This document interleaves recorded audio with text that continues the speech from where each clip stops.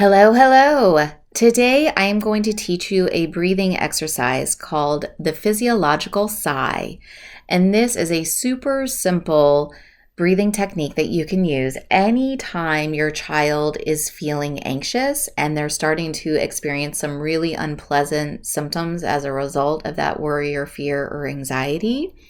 And it helps to calm their mind and body in moments. It really is like a miracle. I love this breathing technique a lot, and that's why I introduce it so early in this course, because it really is a life-changing tool, and it's one that I think everyone should have in their toolbox.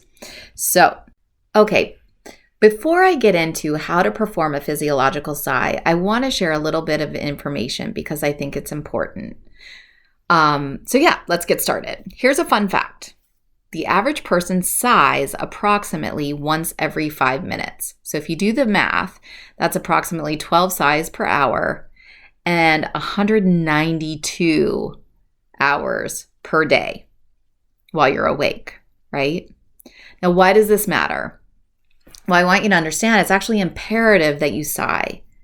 I'm going to get a little technical, but again, I do think knowledge is important in this instance. So breathing requires 500 million little air sacs in your lungs to be open, because that's where the exchange of oxygen and carbon dioxide takes place. But over time, these little air sacs can collapse, which if we left it unchecked, would eventually impair our lung function. So by sighing, the air sacs are popped open and normal breathing continues. Now, the good news is we don't have to consciously think about sighing. We automatically do it, which is cool. So the control of breathing is actually located within a cluster of neurons in the brainstem. And so sighing, this particular pattern of breathing, which is different than our typical breathing, is caused by a molecule, this peptide, that sends a signal to the brain telling it, hey, it's time to sigh. We got to pop these sacs open. So I just share that because, one, I think anatomical facts are interesting. I think it's important to understand what our body does and how it functions.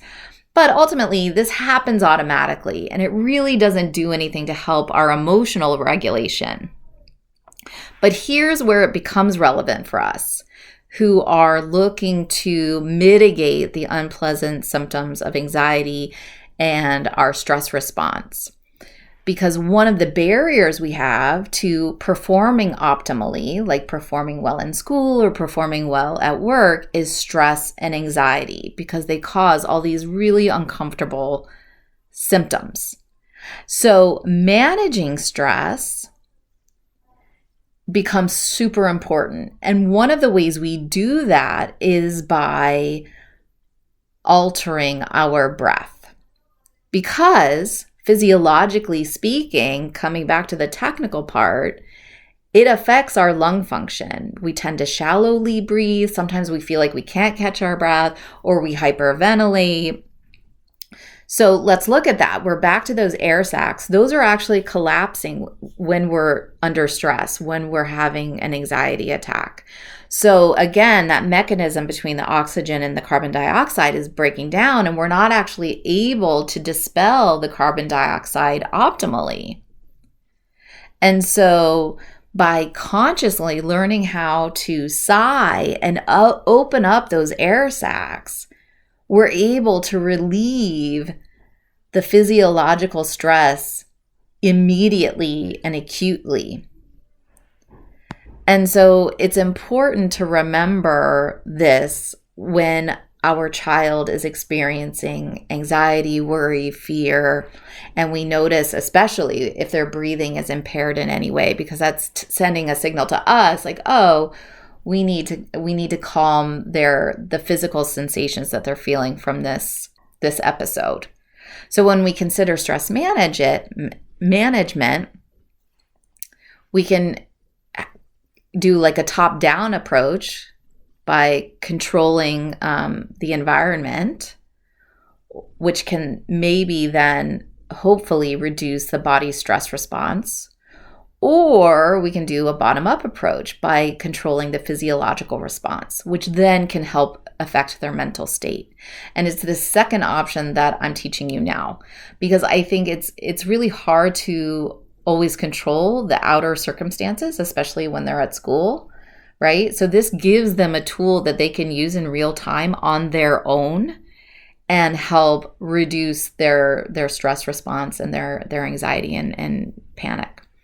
So the physiological sigh then, to practice it, it's an in through the nose, out through the mouth breathing technique. And it actually has a double inhale. So as you're inhaling in, before you get to that top end part of the inhale, you're going to take in even more breath. So it'll sound like this. And then you expel all the air that you've accumulated out through the mouth as you exhale. So it's a double inhale followed by a long exhale.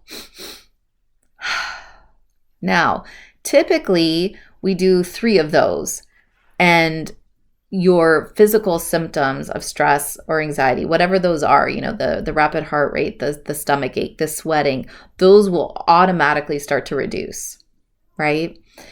Now, sometimes a second round of 3 is required.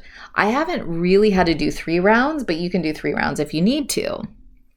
But this is a super simple way to calm the body and then the mind. And it only takes a few moments.